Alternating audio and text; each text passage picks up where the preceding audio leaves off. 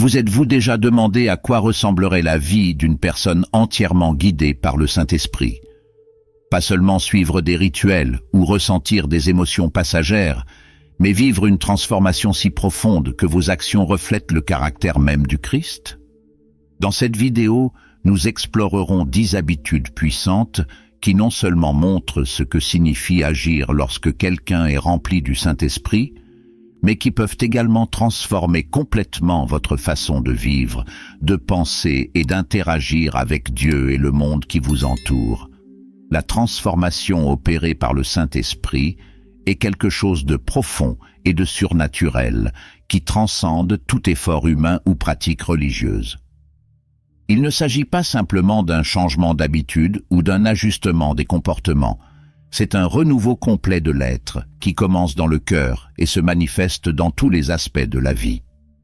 Lorsqu'une personne est remplie du Saint-Esprit, quelque chose d'extraordinaire se produit. Non seulement elle s'améliore dans certains domaines, mais elle devient une nouvelle création, façonnée à l'image du Christ.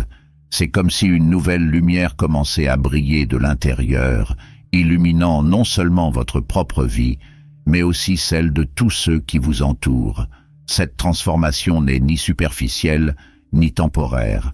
Cela ne se limite pas à un moment d'émotion, lors d'un service ou à une décision isolée. Il s'agit d'un processus continu dans lequel le Saint-Esprit travaille patiemment et puissamment pour façonner le caractère, les pensées et les attitudes d'une personne. Il ne force pas ce changement. Au contraire, il invite, inspire et donne du pouvoir.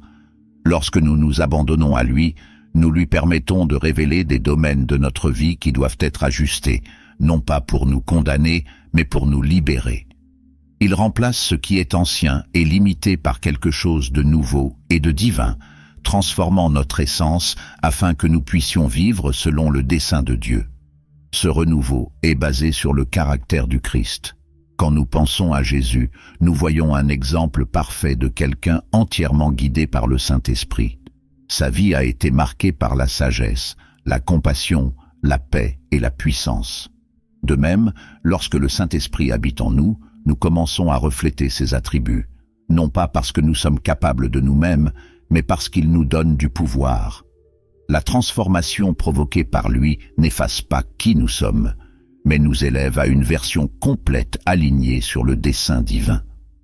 Nos qualités naturelles, nos talents et nos dons sont améliorés et orientés pour servir Dieu et les autres de manière significative.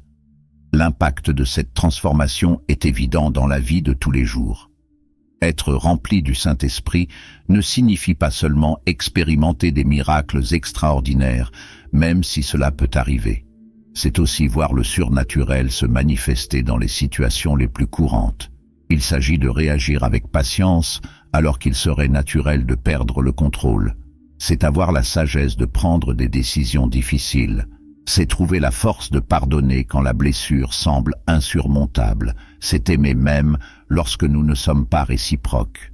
C'est vivre avec paix au milieu du chaos, avec espoir dans les moments de désespoir et avec joie, même face à l'adversité. Cette transformation nous permet également d'avoir un impact sur le monde qui nous entoure.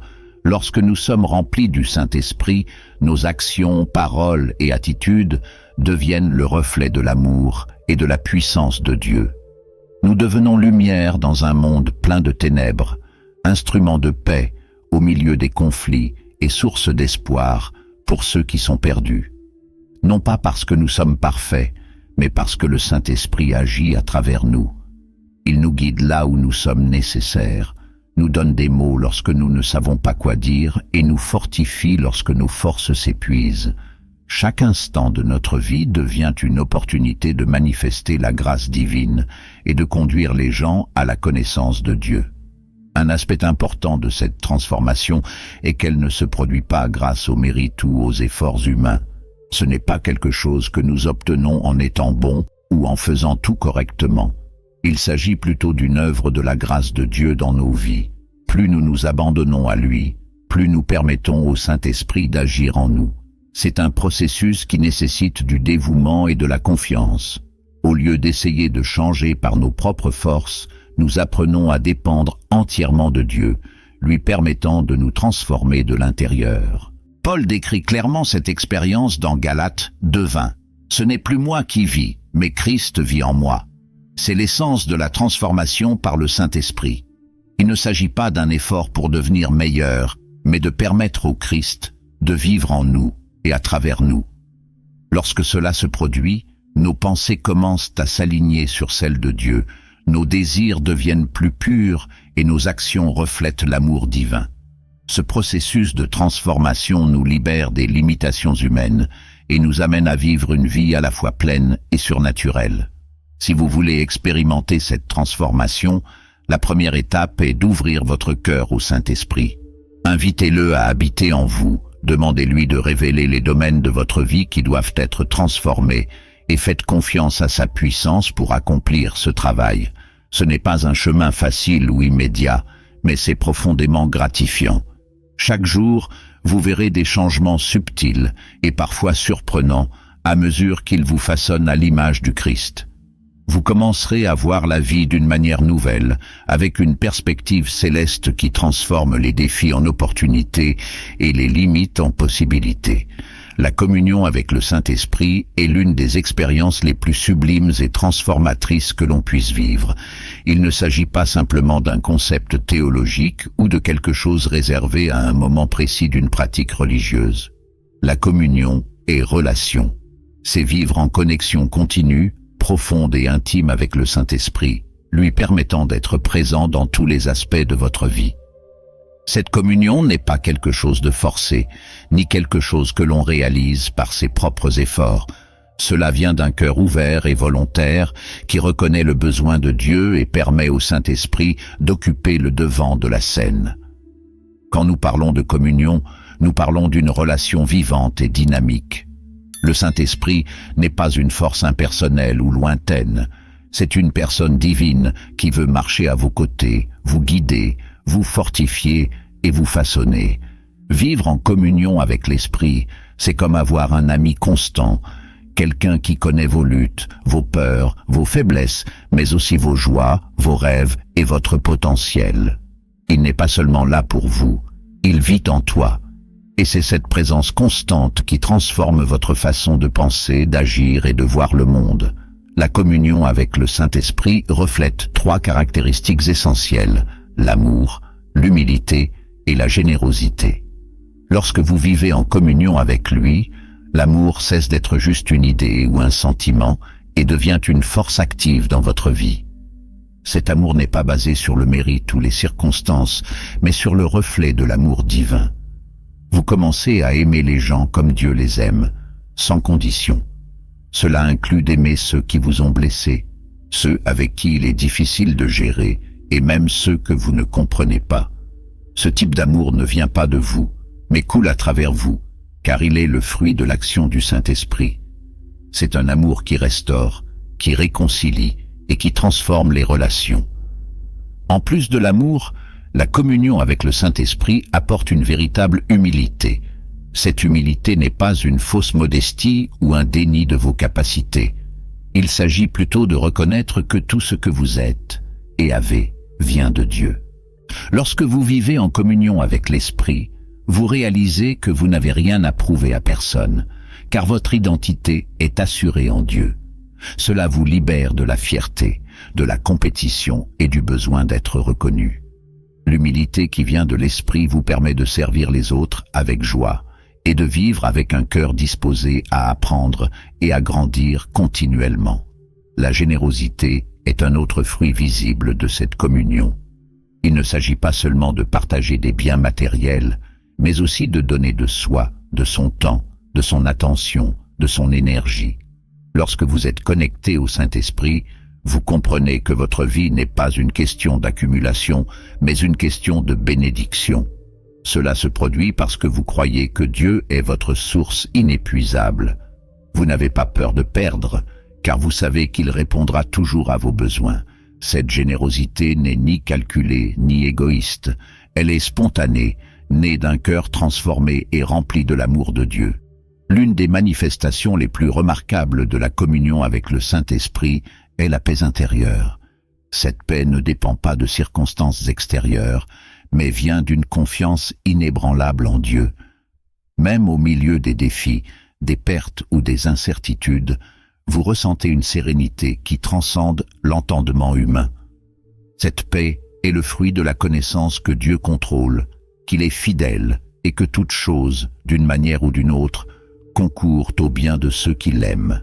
Les personnes qui vivent en communion avec le Saint-Esprit rayonnent de cette paix. Ils deviennent un point d'équilibre et d'espoir pour ceux qui les entourent, simplement par la façon dont ils affrontent la vie. Vivre en communion avec le Saint-Esprit, c'est aussi vivre dans un apprentissage et une transformation constante. Cela ne veut pas dire que vous ne ferez jamais d'erreur ou que vous saurez toujours quoi faire. Mais cela signifie que même dans les moments de doute ou de faiblesse, vous ne serez pas seul. Le Saint-Esprit est votre conseiller, votre guide et votre consolateur. Il vous aide à discerner ce qui est juste, à prendre des décisions conformes à la volonté de Dieu et à persévérer, même lorsque tout semble difficile. Cette communion n'est pas quelque chose d'automatique ou imposé.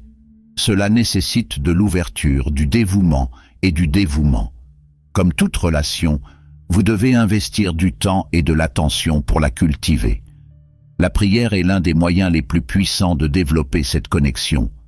Pas une prière mécanique ou répétitive, mais une conversation sincère dans laquelle vous ouvrez votre cœur à Dieu et êtes également disposé à l'écouter. L'étude des Écritures est également essentielle, car c'est grâce à la parole que vous en savez davantage sur le caractère de Dieu, ses plans et sa volonté pour votre vie. De plus, la communion avec le Saint-Esprit est renforcée lorsque vous vivez avec gratitude, en reconnaissant les bénédictions quotidiennes et en faisant confiance aux soins de Dieu. La véritable communion avec le Saint-Esprit est une invitation à vivre une vie extraordinaire, marquée par l'amour, l'humilité, la générosité et la paix. C'est une relation qui transforme non seulement vous, mais aussi ceux qui vivent avec vous. Lorsque vous êtes en communion avec l'Esprit, votre vie devient le reflet du caractère du Christ. Et cela non seulement glorifie Dieu, mais inspire également les autres à rechercher cette même communion. Si vous voulez expérimenter cette communion, commencez dès aujourd'hui. Consacrez du temps à rechercher le Saint-Esprit, que ce soit dans la prière, la lecture de la parole ou dans des moments de silence et de réflexion. Ouvrez votre cœur et demandez-lui de guider vos pas, de transformer vos attitudes et de vous aider à vivre selon la volonté de Dieu. En vous abandonnant, vous réaliserez que le Saint-Esprit est toujours présent, prêt à vous guider, vous réconforter et vous façonner. Et votre vie ne sera plus jamais la même, car la véritable communion avec le Saint-Esprit apporte un but, une plénitude et une paix que rien au monde ne peut offrir. La prière est l'un des piliers les plus profonds et transformateurs de la vie chrétienne, car elle n'est pas seulement une pratique religieuse ou une habitude routinière, mais l'essence même de notre relation avec Dieu. Lorsque nous prions, nous établissons une connexion directe avec le Créateur, permettant à notre cœur et à notre esprit de s'aligner sur sa volonté. Il ne s'agit pas de quelque chose de mécanique, encore moins d'un acte formel visant à remplir une obligation. C'est un dialogue vivant, une conversation sincère et intime, dans laquelle nous ouvrons notre cœur au Père, reconnaissant notre dépendance à son égard et recherchant sa présence dans tous les aspects de notre vie. La prière est plus que des mots, c'est l'expression de notre foi, le moyen par lequel nous plaçons devant Dieu non seulement nos demandes, mais aussi nos luttes, nos joies et notre gratitude. Jésus est notre plus grand exemple de vie de prière. À chaque moment crucial de son ministère terrestre, il se retirait pour prier. Depuis le début de son voyage public, lorsqu'il a passé 40 jours dans le désert dans la prière et le jeûne, jusqu'aux moments les plus pénibles de Gethsémani, Jésus a démontré que la prière n'était pas seulement une partie de sa routine, mais le fondement de sa relation avec le Père. Il recherchait la direction et la force qui provenaient de cette communion constante. Même s'il était le Fils de Dieu, Jésus a montré dans chaque prière sa dépendance totale à l'égard du Père, nous enseignant que la vraie force et la vraie sagesse proviennent d'une connexion continue avec Dieu. La prière fervente n'est pas seulement un acte de conversation avec Dieu, cela transforme profondément qui nous sommes. Cela change notre façon de voir les circonstances et notre façon de faire face à l'adversité. Lorsque nous soumettons nos problèmes et nos soucis à Dieu dans la prière, nous cessons de les porter seuls. Il y a un soulagement, une paix qui nous entoure, parce que nous croyons que Dieu est aux commandes et que ses réponses, même si nous ne comprenons pas immédiatement, sont toujours pour notre bien. Cette confiance ne naît pas du hasard, mais de la pratique constante d'être devant Dieu, lui permettant de façonner nos cœurs et de renouveler notre esprit. La prière nous rend également plus sensibles à la direction du Saint-Esprit. Nous cherchons souvent des réponses ou voulons comprendre quoi faire lorsque nous sommes confrontés à des décisions difficiles. C'est dans la prière que nous trouvons cette clarté. Non pas parce que Dieu nous parle de manière audible, mais parce qu'il nous donne la paix sur la voie à suivre ou qu'il nous rappelle ses promesses à travers sa parole. La prière nous éloigne du bruit du monde et nous rapproche de la petite voix douce du Saint-Esprit. C'est dans ce silence que nous apprenons à écouter, à discerner et à faire confiance. Lorsque nous prions, nous ne présentons pas seulement nos demandes, mais nous cultivons également une relation. Comme pour toute amitié ou relation étroite, la communication est essentielle. Dieu désire cette proximité avec nous. Il ne s'intéresse pas aux prières mémorisées ou aux paroles éloquentes. Il veut entendre ce qu'il y a dans nos cœurs, nos joies, nos peurs, nos doutes, tout peut lui être apporté. La prière est le lieu où nous enlevons nos masques, car nous savons que Dieu nous connaît profondément et nous accepte tels que nous sommes. C'est là que l'on trouve du réconfort, car nous sommes face à quelqu'un qui nous aime inconditionnellement. La prière ne transforme pas seulement les situations qui nous entourent, cela nous transforme intérieurement. Souvent, en priant, nous réalisons que le plus grand changement ne réside pas dans les circonstances, mais dans la façon dont nous les percevons. Dieu œuvre dans nos cœurs, remplaçant l'anxiété par la paix, la peur par la confiance, le doute par la foi. Il nous apprend à voir les choses d'un point de vue céleste, nous montrant que même dans les moments les plus difficiles, il est présent et a un objectif plus grand. La prière nous rappelle que nous ne sommes pas seuls, que nous avons un Père aimant qui prend soin de nous et est attentif à chaque détail de notre vie. Cette pratique renforce également notre foi. Lorsque nous prions et voyons Dieu répondre, que ce soit immédiatement ou au fil du temps, notre confiance en lui grandit. Nous comprenons qu'il est fidèle à ses promesses et que nous pouvons compter sur lui en toutes choses. Même lorsque la réponse n'est pas celle à laquelle nous nous attendions, nous apprenons que Dieu sait toujours ce qui est le mieux pour nous. Il voit l'ensemble du tableau, alors que nous n'en voyons qu'une partie. La prière nous aide à l'accepter avec sérénité, sachant que nous sommes entre les mains de celui qui contrôle tout. Pour ceux qui souhaitent vivre dans le Saint-Esprit, une prière fervente est indispensable.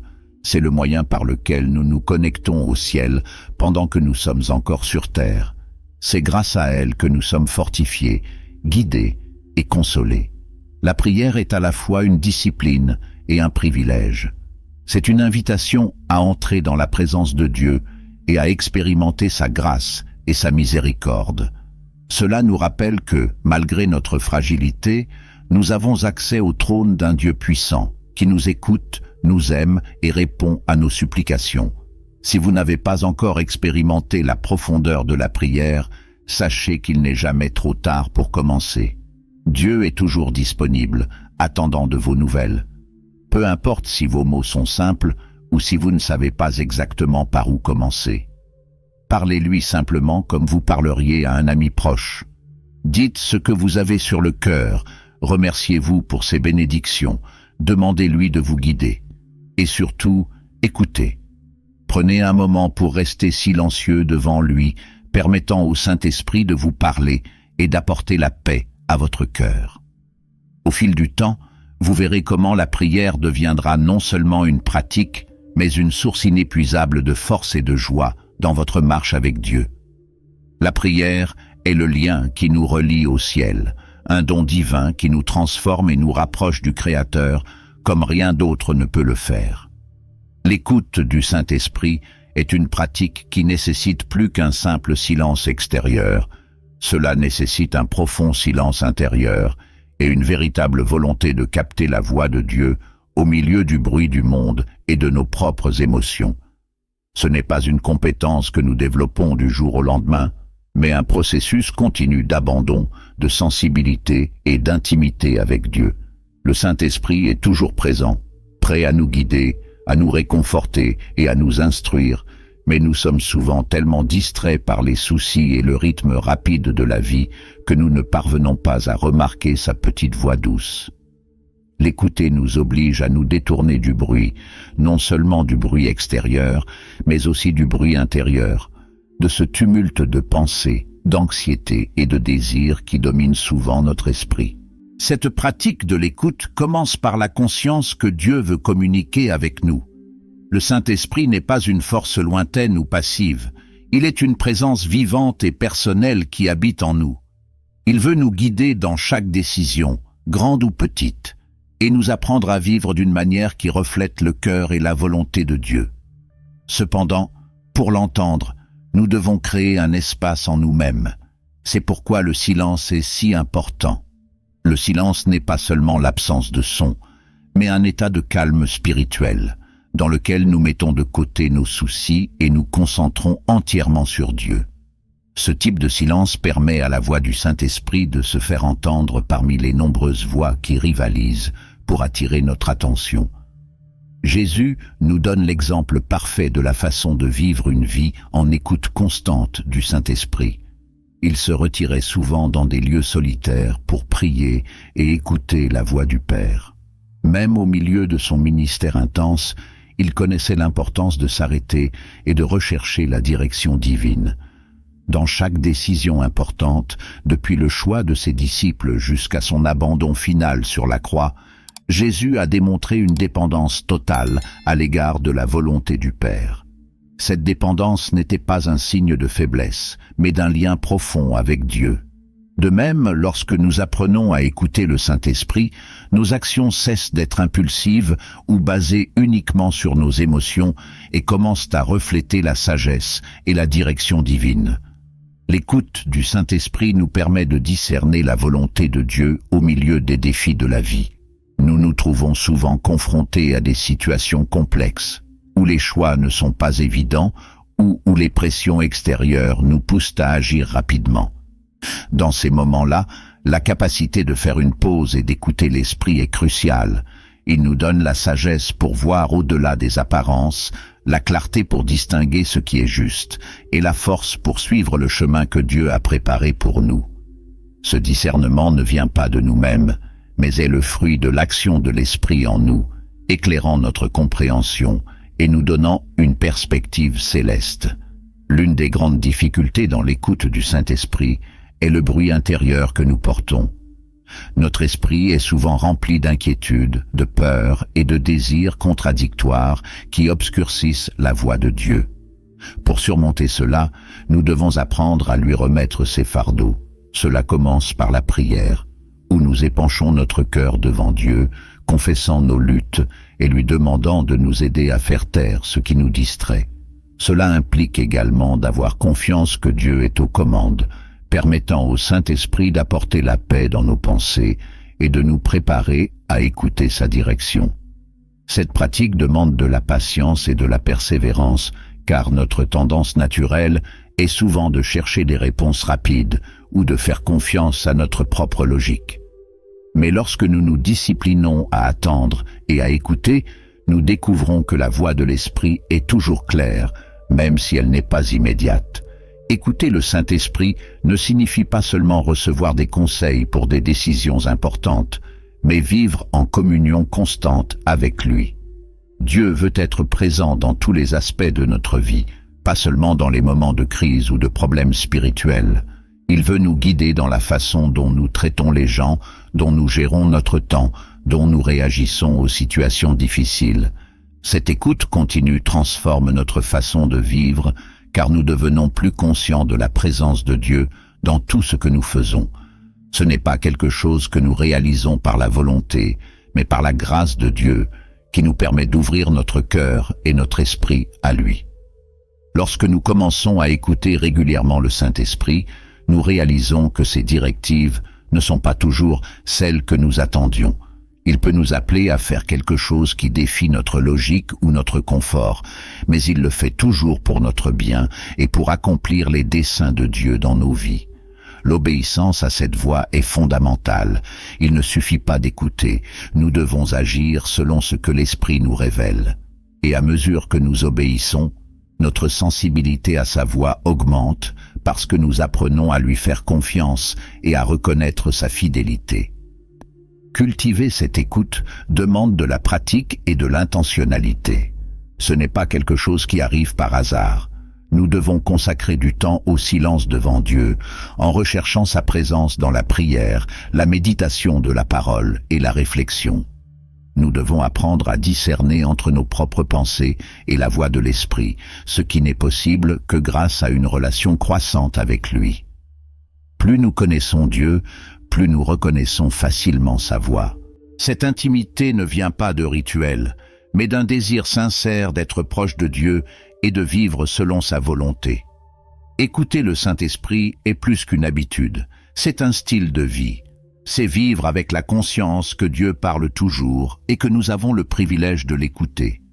Ce n'est pas seulement pour des moments précis, mais pour chaque jour, chaque choix, chaque interaction. C'est une pratique qui transforme notre façon de penser, d'agir et de voir le monde, car elle nous aligne avec les desseins de Dieu et nous permet de vivre pleinement. Lorsque nous apprenons à écouter, nous découvrons que nous ne sommes jamais seuls, car le Saint-Esprit est toujours avec nous, nous guidant, nous réconfortant et nous montrant le chemin. L'écoute attentive est donc le chemin vers une vie de paix, de but et d'obéissance à Dieu. L'étude des Écritures est la clé pour comprendre le cœur de Dieu, ses promesses, ses plans et le dessein qu'il a pour l'humanité. Nous n'avons pas affaire à un livre ordinaire, mais à la parole vivante et éternelle du Créateur, inspirée par le Saint-Esprit et préservée au fil des siècles pour nous révéler qui est Dieu et ce qu'il désire pour chacun de nous. Lorsque nous nous engageons dans cette étude, nous ne nous contentons pas d'absorber des informations ou d'acquérir des connaissances théologiques.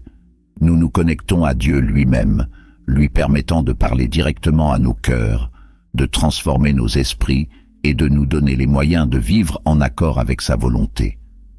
La Bible est un don inestimable, une boussole qui nous guide à travers les incertitudes de la vie et une source inépuisable de sagesse, de réconfort et d'espoir. Lorsque nous ouvrons les Écritures, nous nous plaçons devant Dieu qui se révèle à chaque page, de la Genèse qui nous montre la majesté de Dieu en tant que Créateur, à l'Apocalypse qui révèle la consommation de son plan rédempteur. La Bible est une histoire d'amour, de rédemption et d'espoir. Cela nous rappelle que Dieu n'est ni distant ni indifférent, mais qu'il est profondément impliqué dans sa création, désireux de restaurer et de réconcilier l'humanité avec lui-même. En étudiant les Écritures, nous commençons à comprendre le caractère de Dieu, sa sainteté qui ne tolère pas le péché, sa justice qui agit toujours avec justice, sa miséricorde qui atteint même les plus perdus, et son amour inconditionnel et éternel. Cette compréhension n'est pas quelque chose de théorique, cela change notre façon de communiquer avec Dieu et le monde qui nous entoure. L'impact des Écritures sur nos vies est profond. Il renforce notre foi parce qu'il nous montre à plusieurs reprises la fidélité de Dieu. Chaque histoire, chaque prophétie réalisée, chaque promesse révélée nous rappelle que Dieu est digne de confiance, qu'il tient ses paroles et que ses promesses sont vraies. Lorsque nous lisons sur Abraham, qui a fait confiance à Dieu même s'il ne savait pas comment ses promesses seraient accomplies, ou sur les Israélites délivrés d'Égypte par la puissance de Dieu, nous sommes encouragés à faire confiance au Seigneur dans nos propres luttes.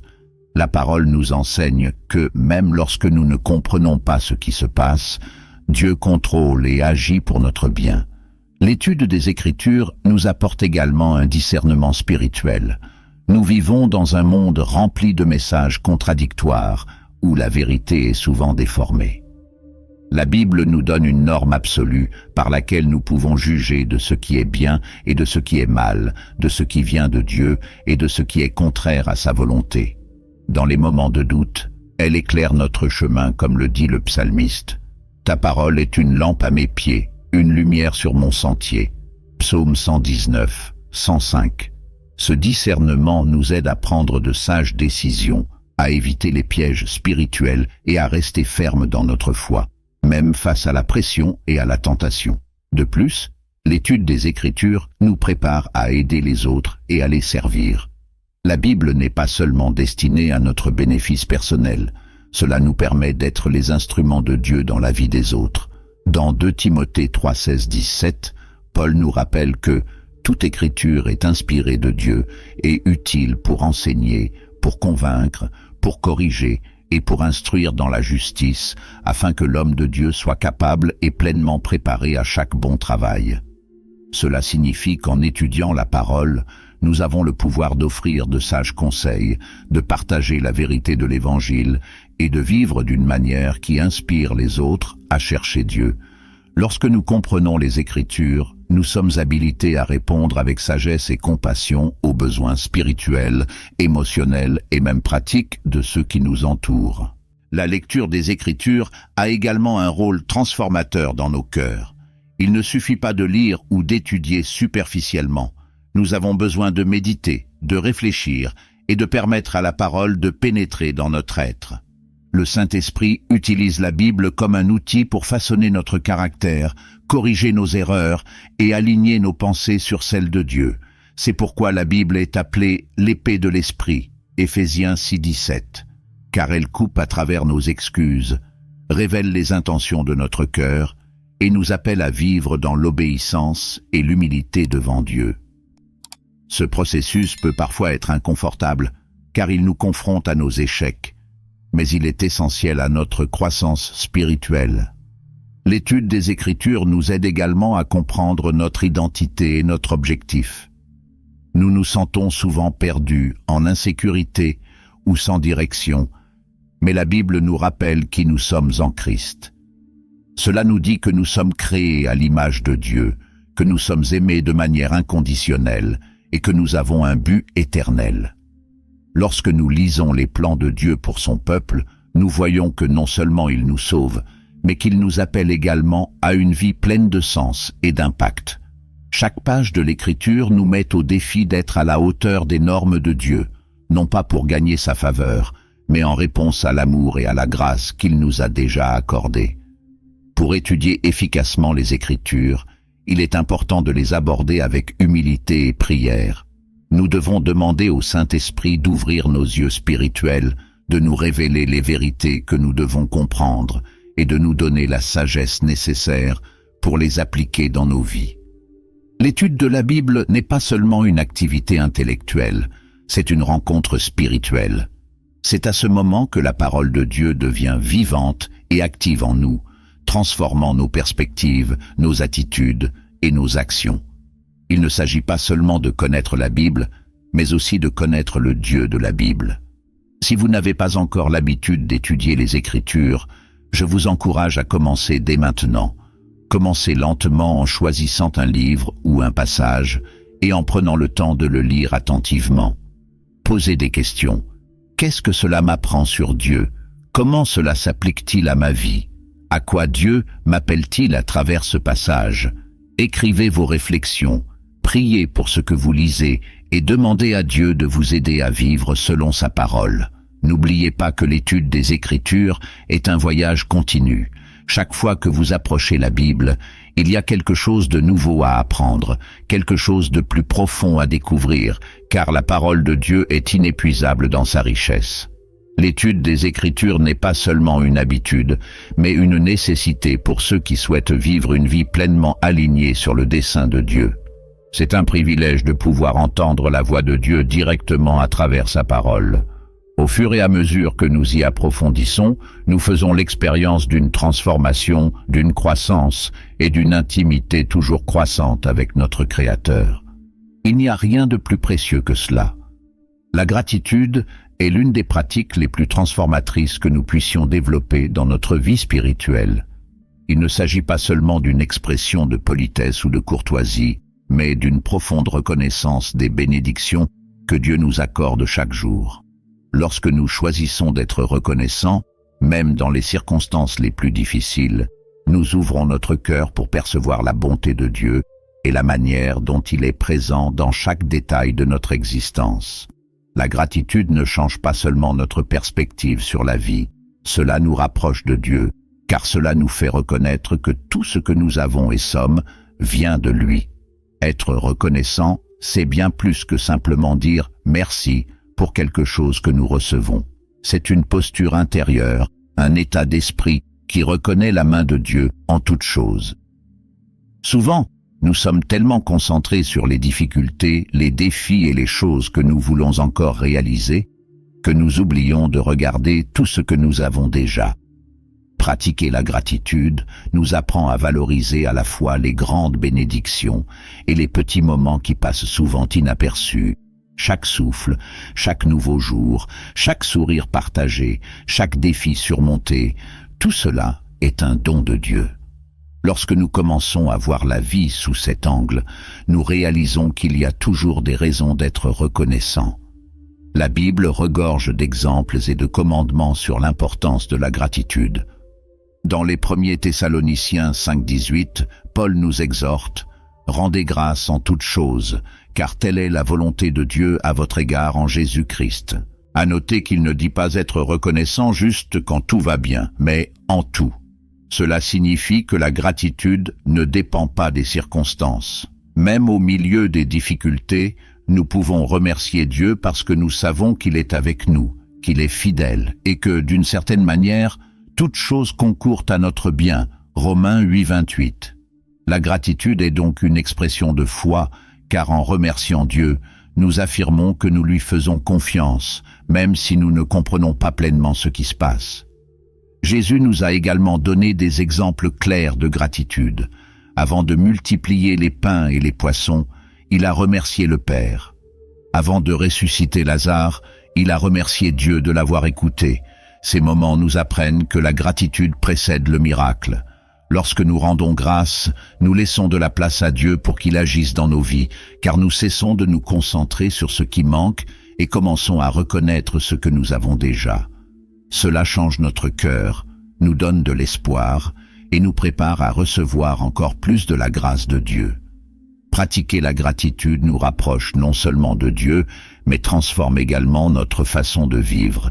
Une personne reconnaissante est plus heureuse, plus satisfaite et moins encline à se plaindre. La gratitude nous aide à combattre l'insatisfaction, la comparaison et le pessimisme, car elle nous apprend à regarder ce que nous avons au lieu de nous concentrer sur ce qui nous manque. Lorsque nous cultivons cette habitude, nous commençons à remarquer la beauté des simples détails de la vie et à valoriser les choses que nous tenons souvent pour acquises. Cela apporte la paix au cœur et une joie qui ne dépend pas des circonstances extérieures. De plus, la gratitude nous libère d'un esprit d'ingratitude qui nous empêche souvent de voir les actions de Dieu.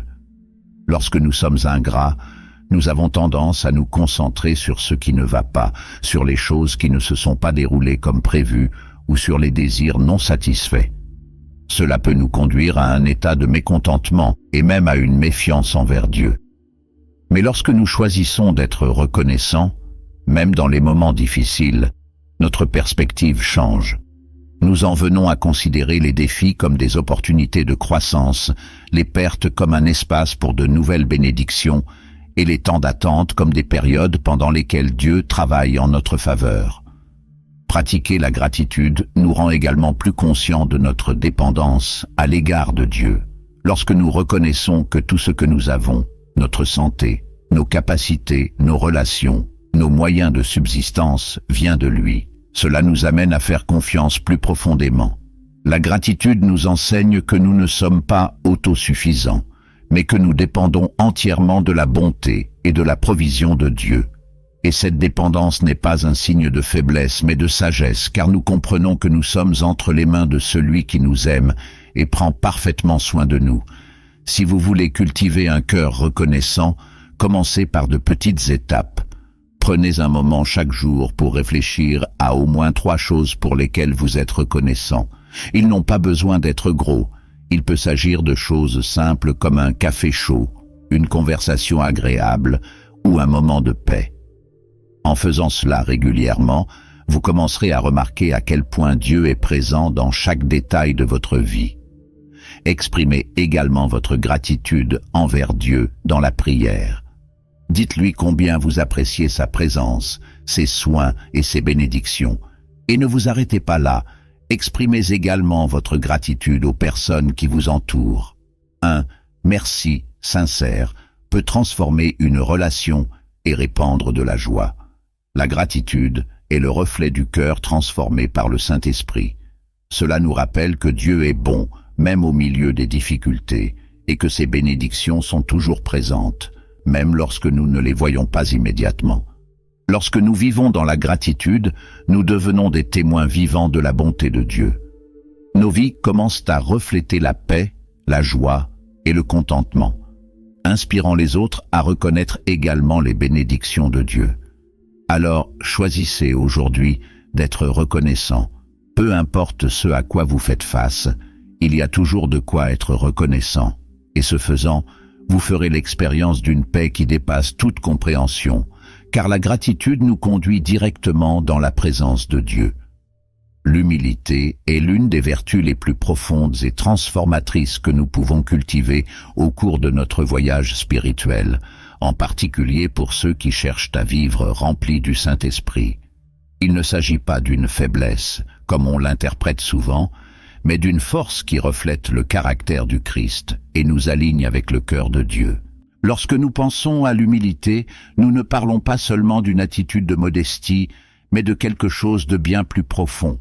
Une reconnaissance sincère de notre dépendance totale à l'égard de Dieu et une volonté de placer les autres au-dessus de nous-mêmes. Cette vertu est au cœur d'une vie spirituelle authentique, car elle nous apprend à abandonner l'orgueil, l'autosuffisance et le besoin d'exaltation personnelle, permettant ainsi à Dieu d'être glorifié dans tout ce que nous faisons. Jésus est le plus grand exemple d'humilité qui ait jamais existé.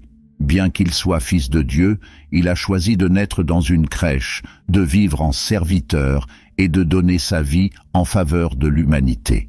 Dans Philippiens 2:5-8, Paul décrit cet exemple avec force. « Ayez en vous les pensées qui étaient aussi en Jésus-Christ, qui, étant sous la forme de Dieu, n'a pas considéré l'égalité avec Dieu comme une chose à laquelle il devait s'attacher, mais il s'est vidé, prenant la forme d'un serviteur, étant fait à l'image des hommes. » Ce passage nous enseigne que l'humilité de Jésus n'était pas une simple caractéristique, mais un choix conscient de se soumettre à la volonté du Père et de servir l'humanité. L'humilité du Christ s'est manifestée dans ses actions. Il a lavé les pieds des disciples, tâche réservée à l'époque aux serviteurs, pour enseigner que la vraie grandeur réside dans le service. Il a tendu la main aux marginalisés, aux méprisés, aux pécheurs, sans rechercher de statut ni de reconnaissance. Il s'est donné complètement, même s'il savait qu'il serait rejeté et crucifié. Chaque geste de Jésus reflétait un cœur humble et soumis à la volonté divine. Il n'a pas recherché sa propre gloire, mais la gloire du Père. Cela nous enseigne que l'humilité n'est pas seulement une attitude intérieure, mais quelque chose qui se reflète dans la façon dont nous traitons les autres et dont nous obéissons à Dieu. Lorsque nous vivons dans l'humilité, nous reconnaissons que tout ce que nous avons et sommes vient de Dieu. Cela nous libère du fardeau de la fierté, qui nous fait penser que nous devons faire nos preuves ou rivaliser avec les autres. L'orgueil nous éloigne de Dieu, car elle nous fait croire en nos propres forces, tandis que l'humilité nous rapproche de lui, car elle nous amène à dépendre entièrement de sa grâce et de sa direction. Jacques 4,6 dit « Dieu résiste aux orgueilleux, mais il fait grâce aux humbles. » Cela nous montre que l'humilité est une porte vers la grâce divine. Lorsque nous nous plaçons dans une position de dépendance et de soumission à Dieu, il nous élève, nous fortifie et nous utilise à ses fins. L'humilité transforme également nos relations avec les gens. Lorsque nous sommes humbles, nous cessons de rechercher la reconnaissance ou la supériorité et commençons à valoriser les autres, en les voyant comme Dieu les voit. Cela nous amène à traiter les gens avec respect, compassion et empathie, quelle que soit leur position sociale, leur croyance ou leur comportement. L'humilité nous apprend à écouter plus qu'à parler, à pardonner au lieu de garder rancune et à servir au lieu de chercher à être servi. Dans un monde où l'égoïsme et l'individualisme sont exaltés, l'humilité brille comme une lumière qui révèle le caractère du Christ. Cependant, vivre dans l'humilité ne signifie pas avoir une vision négative de soi ou se rabaisser. Au contraire, la véritable humilité implique une compréhension équilibrée de qui nous sommes en Dieu. Nous reconnaissons nos limites, mais aussi la valeur que nous avons en tant qu'enfants de Dieu. Nous savons que nous sommes aimés et acceptés, non pas par notre propre mérite, mais par la grâce divine. Cela nous donne la sécurité dont nous avons besoin pour servir les autres sans craindre de perdre quelque chose, car nous savons que notre identité et notre valeur sont établies en Christ. Cultiver l'humilité nécessite un effort intentionnel et une dépendance constante à l'égard du Saint-Esprit. L'orgueil est une inclination naturelle du cœur humain, mais le Saint-Esprit œuvre en nous pour nous façonner à l'image du Christ. Il nous apprend à reconnaître nos défauts, à demander pardon lorsque nous commettons des erreurs et à placer les autres au-dessus de nous-mêmes. Ce n'est pas facile, surtout dans un monde qui valorise l'autopromotion et la quête d'un statut, mais c'est profondément gratifiant. Lorsque nous vivons dans l'humilité, nous expérimentons la paix de savoir que nous n'avons pas besoin de porter le fardeau de prouver notre valeur, car celle-ci est déjà garantie en Dieu. L'humilité nous permet également d'accepter la volonté de Dieu, même lorsqu'elle est différente de la nôtre. Nous voulons souvent contrôler notre vie, prendre des décisions basées sur nos propres désirs et suivre notre propre chemin. Mais l'humilité nous apprend à croire que Dieu sait ce qui est le mieux pour nous et à nous soumettre à son plan, même si nous ne le comprenons pas pleinement. Il ne s'agit pas d'un acte de passivité, mais de foi active, qui reconnaît que Dieu est souverain et que sa volonté est toujours bonne, parfaite et agréable. Si vous voulez vivre une vie remplie du Saint-Esprit, l'humilité est essentielle. Ce n'est pas quelque chose que l'on conquiert d'un seul coup, mais une vertu que l'on développe quotidiennement avec l'aide de Dieu. Commencez par demander au Saint-Esprit de révéler les domaines de votre vie où l'orgueil domine encore et demandez-lui de vous aider à grandir dans l'humilité. Pratiquez le service aux autres, même lorsque cela n'est pas pratique ou reconnu. Cherchez à glorifier Dieu dans tout ce que vous faites, au lieu de chercher à vous reconnaître. Et surtout, suivez l'exemple de Jésus, qui a choisi le chemin de l'humilité pour démontrer l'amour de Dieu au monde. L'humilité ne nous transforme pas seulement, elle transforme aussi ceux qui nous entourent. Lorsque nous vivons humblement, nous devenons le reflet de l'amour et du caractère du Christ, inspirant les autres à suivre le même chemin. Dans un monde qui exalte l'ego, l'humilité est un puissant témoignage de la puissance transformatrice de Dieu. Alors, choisissez aujourd'hui de vivre dans l'humilité. Soumettez-vous à la volonté de Dieu, servez les autres avec joie et laissez le Saint-Esprit façonner votre cœur pour qu'il ressemble de plus en plus à Jésus. Cela glorifiera non seulement Dieu, mais apportera également la paix, un but et une véritable grandeur à votre vie. L'amour est le fondement de tout ce que Dieu fait et le centre de la vocation chrétienne. Il n'est pas étonnant que lorsqu'on lui a demandé quel était le plus grand commandement, il a répondu « Aime le Seigneur ton Dieu de tout ton cœur, de toute ton âme et de toute ta pensée ». C'est le premier et le plus grand commandement. Et la seconde est semblable « Aime ton prochain comme toi-même ». Matthieu 22, 37 à 39. Cet amour auquel Jésus fait référence n'est pas seulement un sentiment passager ou une affection conditionnelle. C'est un amour inconditionnel, sacrificiel et actif qui recherche le bien des autres, quelles que soient les circonstances ou les mérites. C'est cet amour qui transforme les vies, guérit les cœurs et reflète le caractère de Dieu dans le monde. Quand nous regardons Jésus, nous voyons l'exemple parfait de cet amour. Il ne parlait pas seulement d'aimer, il a démontré de l'amour dans tout ce qu'il faisait. Il a tendu la main aux personnes marginalisées par la société, les lépreux, les pécheurs, les collecteurs d'impôts et même ceux qui l'ont rejeté. Il guérissait, nourrissait, enseignait et faisait preuve de compassion même lorsqu'il était fatigué ou confronté à de l'opposition. Mais le plus grand acte d'amour de Jésus fut la croix. Il a donné sa vie pour nous, non pas parce que nous la méritons, mais parce qu'il nous aimait profondément. Dans Romains 5:8, Paul nous le rappelle. Mais alors que nous étions encore pécheurs, Dieu nous a démontré son amour en ce que Christ est mort pour nous. C'est le genre d'amour que le Saint-Esprit nous appelle à vivre. Aimer inconditionnellement n'est pas facile.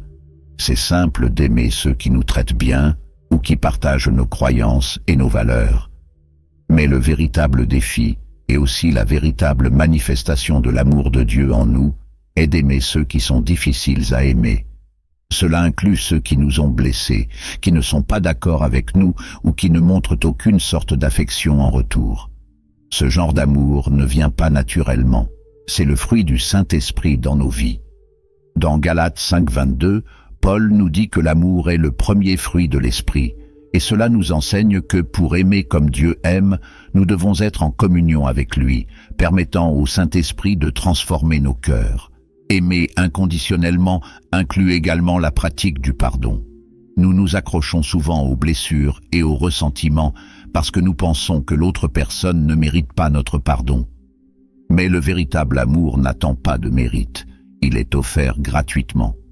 Pardonner ne signifie pas minimiser ce qui a été fait ou ignorer la douleur que nous ressentons, mais cela signifie relâcher le poids que nous portons et laisser Dieu travailler à la restauration, à la fois dans notre cœur et dans notre relation. Jésus nous en a donné l'exemple le plus puissant sur la croix lorsqu'il a prié « Père, pardonne-leur, car ils ne savent pas ce qu'ils font ». Luc 23:34.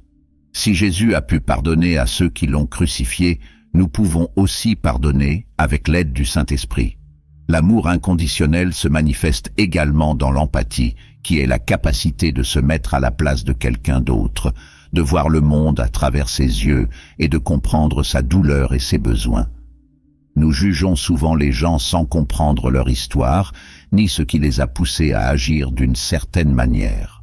L'amour nous appelle à suspendre notre jugement et à répondre avec compassion. Cela ne signifie pas être d'accord avec tout ou ignorer l'erreur, mais cela signifie aborder l'autre personne avec un cœur ouvert et une volonté de l'aider plutôt que de le condamner. Lorsque nous pratiquons l'empathie, nous reflétons le cœur de Dieu, qui nous connaît profondément et pourtant nous aime inconditionnellement. Cet amour favorise également la restauration des relations. Nous vivons dans un monde marqué par les conflits, les divisions et les relations brisées. L'amour inconditionnel a le pouvoir de guérir ces blessures et d'apporter la réconciliation. Il nous appelle à faire le premier pas, à rechercher la paix, même s'il semble plus facile de s'éloigner ou d'abandonner. Jésus nous enseigne dans Matthieu 5:9 que « Bienheureux les artisans de paix, car ils seront appelés enfants de Dieu ». Aimer de cette manière fait de nous des agents de guérison et de réconciliation, montrant au monde la puissance transformatrice de l'amour de Dieu. Cependant, aimer de cette manière ne signifie pas accepter les abus ou se mettre dans des situations néfastes. L'amour inconditionnel peut inclure l'établissement de limites saines, car l'amour véritable recherche également le bien des autres, même si cela signifie les affronter ou se protéger des attitudes destructrices. L'amour n'est pas permissif, mais il agit toujours avec grâce, vérité et désir de restauration. Si vous voulez cultiver ce genre d'amour dans votre vie, commencez par chercher Dieu dans la prière. Demandez au Saint-Esprit de vous aider à aimer comme Jésus a aimé, de vous permettre de pardonner, de faire preuve d'empathie et de rechercher la réconciliation. Méditez sur les Écritures, en particulier les Évangiles, pour en savoir plus sur la façon dont Jésus a démontré son amour, et pratiquer l'amour dans de petites actions quotidiennes. Un geste gentil, une parole d'encouragement, un acte de pardon, tout cela reflète l'amour de Dieu pour le monde. L'amour inconditionnel n'est pas quelque chose que nous obtenons par nous-mêmes. C'est le résultat de la présence de Dieu dans nos vies, nous façonnant à l'image du Christ. Lorsque nous faisons l'expérience de cet amour, non seulement nous sommes transformés, mais nous transformons également l'environnement qui nous entoure. Nous devenons lumière au milieu des ténèbres, instruments de la grâce de Dieu et témoins vivants de l'Évangile. Alors choisis d'aimer, même si c'est dur. Laissez le Saint-Esprit remplir votre cœur et vous donner le pouvoir d'aimer comme Dieu aime.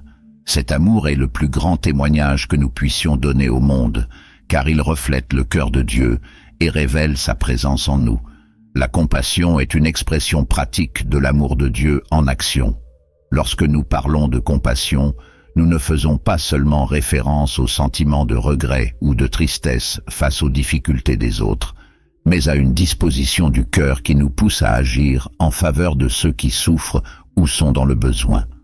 C'est une vertu centrale dans la vie chrétienne, car elle reflète le caractère de Dieu et l'exemple de Jésus.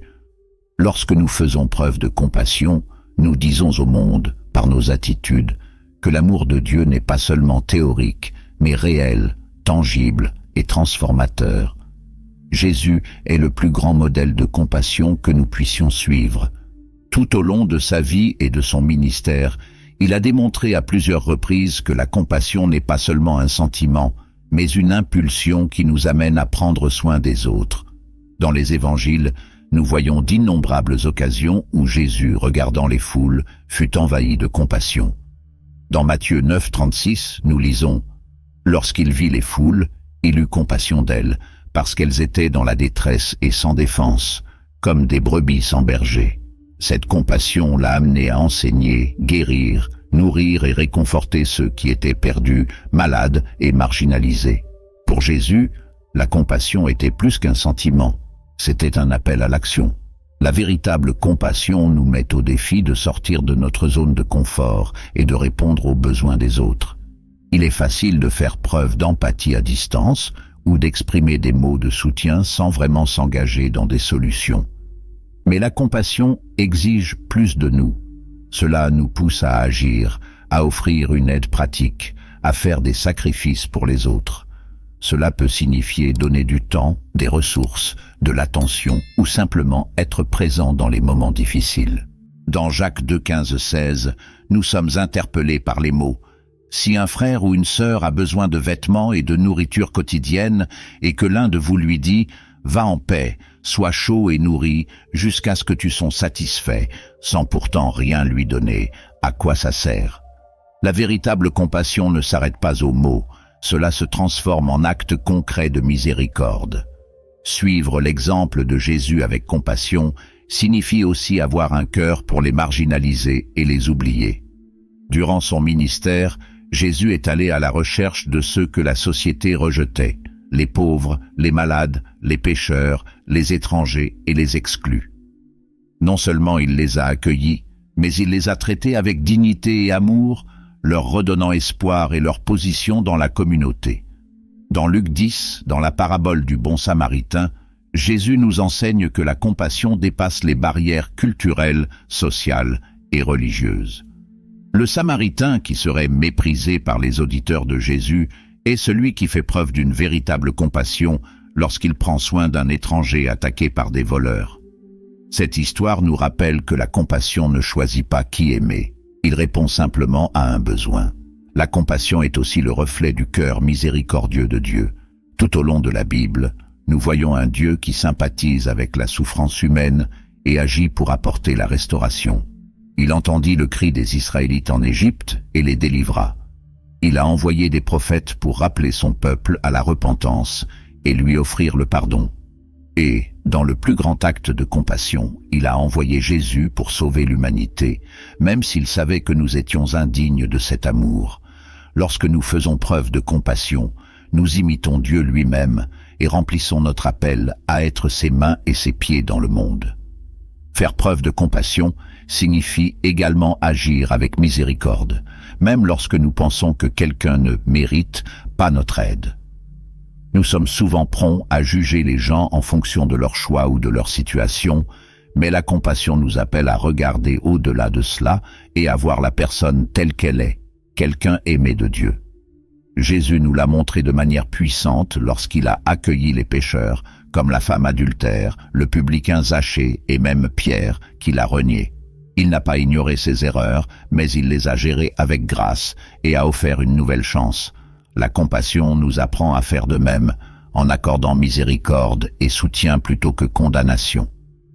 Pratiquer la compassion a le pouvoir de transformer la vie, non seulement celle de ceux que nous aidons, mais aussi la nôtre. Lorsque nous choisissons d'agir avec compassion, nous éprouvons la joie d'être utilisés par Dieu pour faire une différence.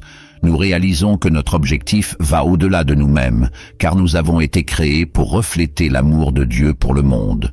De plus, la compassion nous libère de l'égoïsme, nous aide à développer de l'empathie et nous apprend à valoriser ce qui compte vraiment. Si vous voulez vivre une vie de compassion, commencez par faire attention à votre environnement. Nous sommes souvent tellement concentrés sur nos propres préoccupations que nous ne prêtons pas attention aux besoins des autres. Priez pour que le Saint-Esprit vous ouvre les yeux sur les occasions de faire preuve de compassion. Il s'agit peut-être d'un collègue qui a besoin d'encouragement, d'un voisin confronté à des difficultés financières ou d'un membre de votre communauté qui a besoin de soutien. N'oubliez pas que la compassion n'a pas besoin d'être grandiose. De petits actes de gentillesse peuvent avoir un impact énorme. La compassion est une expression de l'amour inconditionnel de Dieu. Lorsque nous permettons à cet amour de circuler à travers nous, non seulement nous transformons le monde qui nous entoure, mais nous devenons également davantage semblables au Christ. Avec chaque geste de compassion, nous démontrons que l'Évangile est plus que des mots. C'est une force vivante qui apporte l'espoir, la guérison et la restauration. Alors choisissez d'agir avec compassion aujourd'hui. Regardez les autres avec les yeux de Jésus. Agissez avec miséricorde et laissez l'amour de Dieu transformer vos vies à travers vous. Après tout, la compassion n'est pas seulement quelque chose que nous faisons. C'est ce que nous sommes appelés à être en Christ. La patience est une vertu essentielle dans la vie chrétienne, profondément enracinée dans la foi et l'amour. Il ne s'agit pas simplement de la capacité de supporter des situations difficiles avec résignation, mais d'une expression active de confiance en Dieu et d'espoir en ses promesses. Quand on parle de patience, on ne parle pas de passivité ou d'apathie, mais d'une force intérieure qui nous permet d'attendre avec sérénité et d'agir avec sagesse, même face à l'adversité. C'est une qualité qui reflète le caractère du Christ et nous aide à vivre en accord avec la volonté divine. Jésus est l'exemple parfait de patience. Au cours de son ministère, il a démontré cette vertu à plusieurs reprises, que ce soit en traitant avec des disciples qui souvent ne comprenaient pas ses paroles, ou en endurant l'opposition des autorités religieuses, ou encore en affrontant des foules qui réclamaient constamment son attention. Il n'a jamais réagi de manière impulsive ou frustrante, mais toujours avec calme, amour et détermination. Sur la croix, Jésus a montré la plus grande expression de patience, endurant la souffrance physique et le rejet, faisant confiance au plan rédempteur du Père. Sa patience n'était pas seulement une attente passive, c'était une attente active, pleine d'amour, d'obéissance et de confiance dans l'accomplissement des promesses de Dieu. La patience dans les moments difficiles est le reflet direct de notre foi en Dieu. Lorsque nous sommes patients, nous déclarons par nos actions que nous croyons que Dieu est aux commandes, même lorsque nous ne comprenons pas ce qui se passe. Dans Romains 8:28, Paul nous rappelle que toute chose concourt au bien de ceux qui aiment Dieu. Cette assurance nous donne la force d'attendre, sachant que Dieu travaille en notre faveur, même si nous ne voyons pas de résultats immédiatement. La patience est donc une forme de soumission à la souveraineté divine et de confiance en son timing parfait. De plus, la patience est aussi une expression d'amour pour l'humanité. Vivre dans un monde imparfait signifie avoir affaire à des gens qui font des erreurs, qui nous frustrent ou nous déçoivent. La patience nous apprend à regarder au-delà des défauts des autres et à les traiter avec grâce et compassion, tout comme Dieu le fait avec nous. Dans 1 Corinthiens 13:4, Paul dit que l'amour est patient. Cette patience amoureuse nous permet de pardonner, d'attendre un changement chez les autres et d'agir avec gentillesse, même lorsque nous sommes mis au défi. Vivre avec patience transforme également notre vision du temps et des résultats. Nous sommes souvent rongés par la précipitation, l'anxiété et le désir de voir les choses se produire immédiatement. Mais la patience nous apprend à valoriser le processus, à croire que Dieu nous façonne pendant que nous attendons et à apprécier ce qu'il fait en nous et à travers nous. Cela nous donne la sérénité de faire face aux défis sans désespérer et de profiter de chaque étape du voyage, sachant que Dieu est présent à tout moment. La patience active ne signifie pas l'inactivité. Il ne s'agit pas simplement d'attendre que Dieu fasse tout pendant que nous restons immobiles. Il s'agit d'attendre pendant que nous continuons à être fidèles, à agir de manière responsable et à rechercher la direction de Dieu. C'est une attitude d'obéissance et de persévérance dans laquelle nous faisons notre part et croyons que Dieu fera la sienne. Cette attitude nous aide à affronter les défis de la vie avec équilibre sans être dominés par l'impatience ou la frustration. Un exemple pratique de cela peut être vu dans nos prières. Souvent, nous demandons quelque chose à Dieu et attendons une réponse immédiate. Lorsque cela ne se produit pas, nous pouvons nous sentir découragés ou commencer à douter. Mais la patience nous apprend à continuer de prier, en ayant confiance que Dieu entend et qu'il répond au bon moment. Cette attente nous fortifie, nous apprend à dépendre davantage de Dieu et nous prépare à recevoir pleinement ses bénédictions. La patience est aussi une vertu essentielle dans nos relations. Que ce soit en famille, au travail ou à l'église, nous sommes constamment mis au défi d'être patients les uns envers les autres. Les gens ont des rythmes, des perspectives et des faiblesses différents, et il est facile de se mettre en colère ou de les abandonner. Mais la patience nous appelle à persévérer dans l'amour, à offrir de la compréhension et à attendre la transformation. Cela renforce non seulement les relations, mais nous rend également plus semblables au Christ, qui ne nous abandonne jamais. Cultiver la patience nécessite de la pratique et une dépendance à l'égard du Saint-Esprit.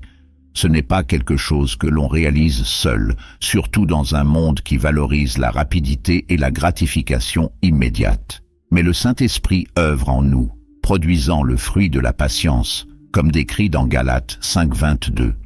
Lorsque nous nous abandonnons à lui, nous avons le pouvoir d'attendre avec espoir et d'agir avec sagesse, même dans les situations les plus difficiles.